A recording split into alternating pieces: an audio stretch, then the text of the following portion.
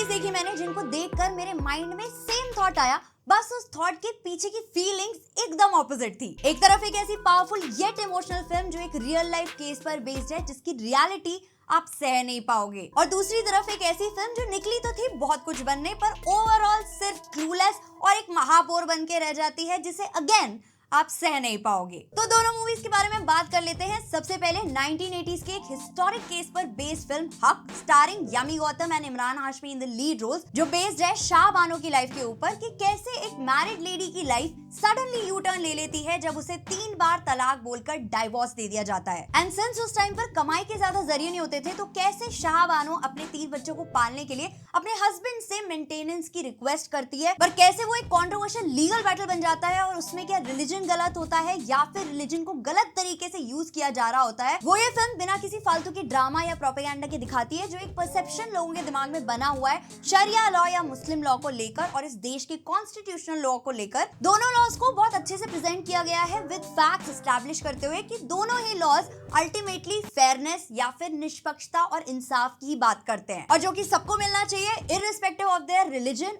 और their gender. इस film का जो डायरेक्शन है वो इसलिए भी ज्यादा स्टैंड आउट करता है क्योंकि एक बहुत ही मैच्योर एंड बैलेंस वे में एक जो फीमेल की जर्नी होती है उसको इस स्टोरी के थ्रू प्रेजेंट किया गया है, और उसका पूरा क्रेडिट इसके डायरेक्टर सुपन वर्मा को जाता है, क्योंकि कहीं पर भी फिल्म ऐसी फील नहीं होती कि हाँ औरतों के हक पर ही भाषण चल रहा है या फिर सिर्फ फेमिनिस्ट साइड ही दिखाई जा रही है या फिर कहीं पर भी फिल्म पॉलिटिकल या प्रोवोकेटिव हो रही है। कोई जबरदस्ती का कोर्टरूम ड्रामा नहीं है जिसमें तारीख पे तारीख और दलील पे दलील दिखा रखी हो just to sensationalise a particular topic. Instead एक औरत की डिग्निटी को लेकर जो एक स्ट्रगल हुआ करता था, बहुत तरीके से फेथ और लॉ को एक्सप्लोर करते हुए ये फिल्म शोकेस करती है, और इस चीज को बहुत स्ट्रांगली एंड ब्यूटीफुली पोर्ट्रे किया है यामी गौतम ने, जिनके लिए कहा जा सकता है कि भाई अक्खा बॉलीवुड की हीरोइंस एक तरफ और यामी गौतम एक तरफ। चाहे इमोशनल सीन हो या फिर अपने हक के लिए आवाज उठाने वाला सीन, वो क्या डिलीवर करती है। मतलब इस टाइम पर one of the finest and most underrated actress है वो इंडस्ट्री की, और उनको इस फिल्म के बाद तो इंडस्ट्री में अपना हक मिलना चाहिए क्योंकि पूरी पिक्चर की हाईलाइट है उनका परफॉर्मेंस। हाँ, साथ में इमरान हाशमी भी है, again a terrific performance and you will love him and hate him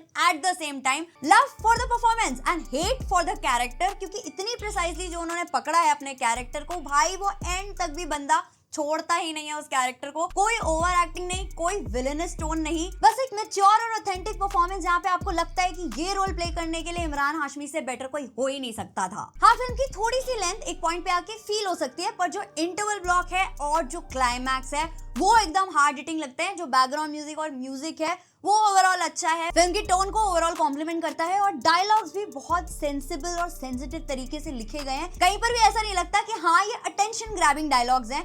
इसीलिए मुझे ये मूवी देख के ऐसा फील हुआ कि we need more stories like these to come from Indian cinema, क्योंकि ये वो फिल्में होती हैं जो आपसे अटेंशन नहीं मांगती, उल्टा this kind of cinema earns your respect. तो मेरी तरफ से तो मस्ट वॉच है, कुछ भी फिल्में ए रेटेड नहीं है, बस दिमाग से आप मैच्योर और एडल्ट होने चाहिए इस टाइप की फिल्म्स को देखने के लिए। इसके अलावा नेक्स्ट जो ए रेटेड तेलुगु फिल्म मैंने हिंदी में देखी, जटाधरा, स्टारिंग सुधीर बाबू, हाँ वही हैंडसम विलन ऑफ बागी along with Sonakshi Sinha and Divya Khosla Kumar. भाई 2.25 घंटे की पिक्चर, लेकिन जिसको 2.25 मिनट भी बर्दाश्त करना मेरे लिए भारी हो रहा था, क्योंकि जिस पैन इंडिया स्कैम के बारे में मैंने अपनी इस वीडियो में बात करी थी उसका लाइव एग्जांपल आपको इस फिल्म में देखने के लिए मिल जाएगा। एक ऐसी जबरदस्ती बनाई हुई फिल्म जिसमें हर वो फॉर्मूला यूज कर रखा था जो आजकल ट्रेंड में है, एक ऐसी मिस्टिकल सुपरनैचुरल थ्रिलर जिसका आइडिया शायद इंटरेस्टिंग बन सकता था, लेकिन जो इन्होंने बनाया है, अगर वर्स्ट फिल्मों का ऑस्कर होता तो इसका नॉमिनेशन तो पक्का था, क्योंकि 70 करोड़ का बजट और पिक्चर की स्टार्टिंग में ही आपको ऐसे एआई जनरेटेड सीन्स देखने के लिए मिलेंगे जिनको देखकर आपके मुंह से बस इतना ही निकलेगा, तौबा तौबा तौबा,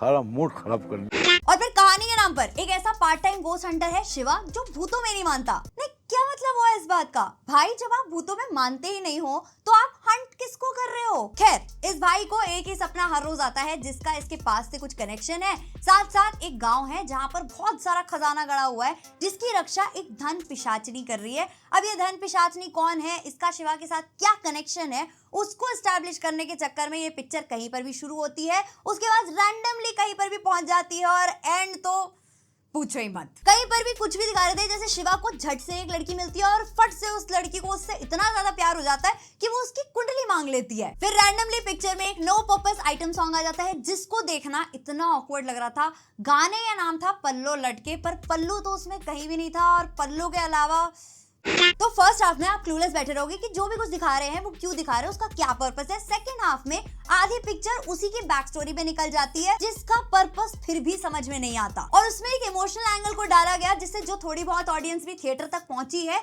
उनके आंखों से एक दो आंसू टपक सके। पर तब तक जो लोग थिएटर में बचे थे, आधे तो उसमें से सो गए थे, आधे हंस रहे थे, और जो मुझ जैसे थे वो अपने आप को कोस रहे थे क्योंकि आंसू तो निकल रहे थे पर सिर्फ पैसे और टाइम की बर्बादी को देखकर। पर हाँ, एक जगह और पिक्चर में मेरे आंसू निकले, सुधीर बाबू को देखकर। मतलब इतना डेडिकेशन, वो भी ऐसी पिक्चर के लिए। नो डाउट स्क्रीन पर he looks good, but first half में बंदे के पास कुछ था ही नहीं करने को, और सेकेंड हाफ में भी सिर्फ एक शिव तांडव आता है, वो भी पिक्चर क्लाइमैक्स में, और उसमें भी जो सीजीआई था वो इतना नकली था जैसे कोई डेली सोप चल रहा हो। मतलब आजकल डेली सोप के भी सीजीआई से ज्यादा बेटर होते होंगे। और सोनाक्षी, जिनका ये तेलुगु डेब्यू है, भाई वो बस सोना पहन के अपने दांत के टिटा रही थी। जहां पर भी उनके पास थोड़ा कुछ था टाइम इम्प्रेस करने का, वहीं पर वो कुछ ना कुछ ऐसा एक्शन कर दे रही थी जो अनइंटेंशनली बहुत फनी था। और मेरी फेवरेट दिव्या खोसला कुमार, ये पर्दे पर क्यों आती है? मतलब इतना पैसा है इनके पास, फिल्म्स डायरेक्ट करो ना, वो मैं फिर भी देख लूंगी, लेकिन जो आपकी एक्टिंग है वो इस प्लेनेट के लिए तो बनी नहीं है, प्लैनेट छोड़ो यूनिवर्स के लिए नहीं बनी है। बाकी टेक्निकल मामले में तो ट्रेलर से दिख गया था कि एआई, सीजीआई और वीएफएक्स की क्या धज्जियां उड़ने वाली हैं। तो एक तो अनकन्विंसिंग स्टोरी, उसके ऊपर से आत्मा को भी बोर करने वाला नरेशन, फिर टर्की लोगों को एक्साइट करने के लिए एक वाहियात आइटम सॉन्ग, फिर एक Indian folklore, demons, temple mysteries को लेकर एक back story with emotional angle, उसके बाद एक फोर्स्ड डिवोशनल सीक्वेंस जिसका कोई भी स्पिरिचुअल इंपैक्ट नहीं आता, और फिर एक ऐसी एंडिंग जिससे ये हिंट मिलती है कि इसका दूसरा पार्ट भी आएगा। तो ये फिल्म किस जमाने की है, क्या टाइम ट्रैवल करके आई है, कौन सी ऑडियंस के लिए आई है, मुझे नहीं पता, क्योंकि ऐसी फिल्मों के बाद मेरा खुद से एक ही सवाल होता है कि अगर आगे भी ऐसी फिल्म्स बनती रहेंगी तो मैं क्या करूं? फिर जॉब छोड़ दूं? तो ट्रिगर वार्निंग मैंने आपको दे दी है, बाकी आप डिसाइड करो कि आपको ये फिल्म देखनी है नहीं। मैंने सिर्फ अपना ओपिनियन शेयर किया है। अगर आप मुझसे कहीं पर भी एग्री करते हो या फिर सिनेमा से प्यार करते हो तो इस वीडियो को लाइक करो, चैनल को सब्सक्राइब करो, थोड़ा सपोर्ट दिखा दो सो दैट हम रेगुलरली मिलते रहे इन द नेक्स्ट वीडियोस। तब तक के लिए गुड बाय।